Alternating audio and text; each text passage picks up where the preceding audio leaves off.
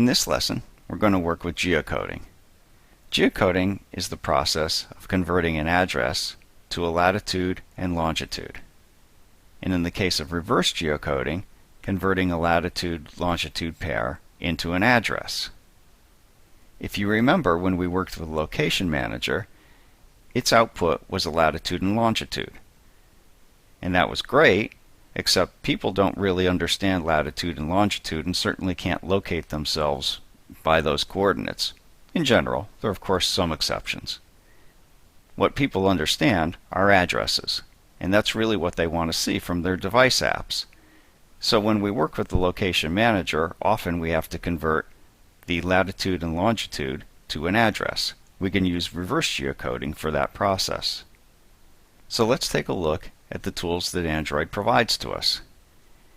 In this application, we're going to first provide an address and get the latitude and longitude. That's called forward geocoding.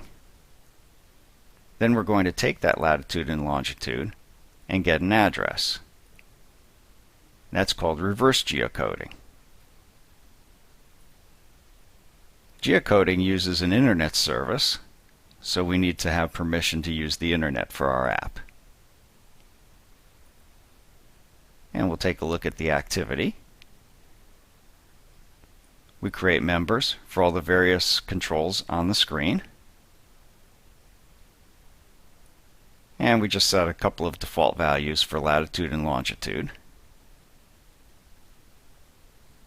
And then on our button for getting latitude and longitude, we create a geocoder.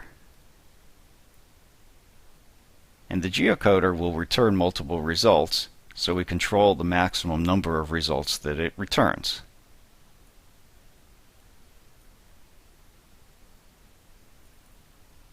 And in order to get the latitude and longitude, we're getting location from the name.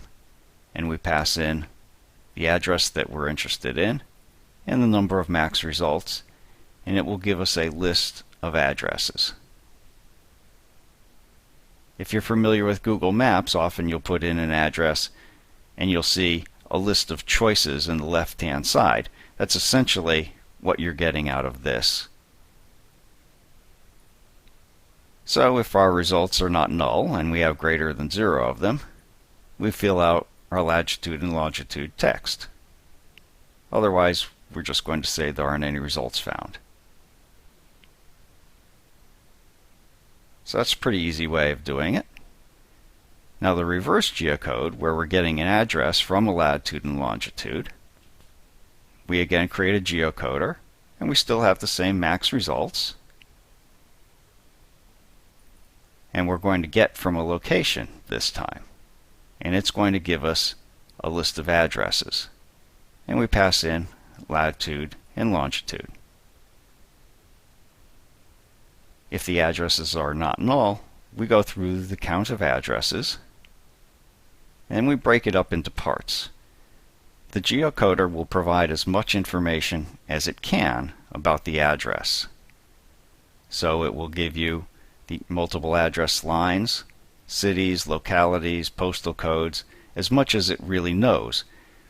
None of these are really guaranteed to be there. So you have to make sure that your string is not empty or null before attempting to use it.